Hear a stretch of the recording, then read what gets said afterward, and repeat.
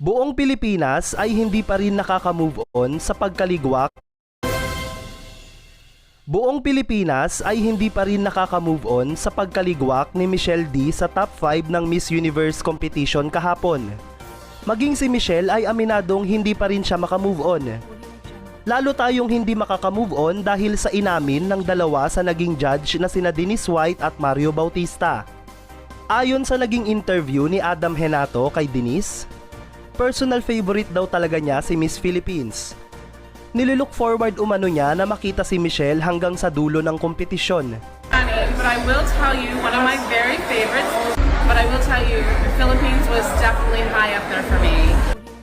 Ayon naman sa naging post ni Mario Bautista, gustong-gusto rin niya si Michelle.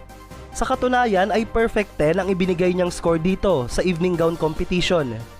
Ngunit ang ibang mga judge na kasama niya, 6 lang ang binigay kay Michelle. Ang tinutukoy dito ni Mario ay ang mga babaeng Latina judge. Kinumpirma mismo ni Beauty Queen Material na isa dito si Miss Paraguay 2020 Nadia Ferreira. Sobrang liit daw ng binigay niyang score kay Michelle kahit plakado ang naging performance ng ating kandidata sa lahat ng aspeto ng kompetisyon. Karamihan sa mga Pinoy ay hindi naman tutol sa pagkakapanalo ni Miss Nicaragua. Ngunit hindi lang natin maintindihan kung bakit pinagkaisahan ng mga Latina judge na wag ipasok si Michelle sa top 5. Palaging sinasabi ni Miss Ann Jack Rajutatip na transformational leader ang hinahanap nila.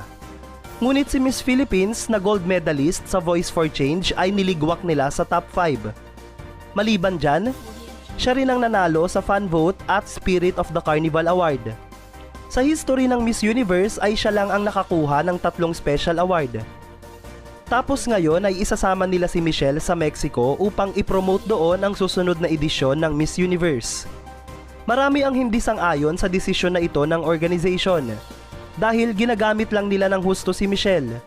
Ngunit hindi man lang nila binigay ang placement na deserve niya. Sa tingin mo, bakit pinagkaisahan ng mga Latina judge si Miss Philippines? Takot kaya silang makapasok ito sa top 5 dahil alam nilang magaling siya sa Q&A? At baka maagaw pa niya ang corona sa kapwa nila Latina na si Miss Nicaragua? Put your comments below. And don't forget to subscribe for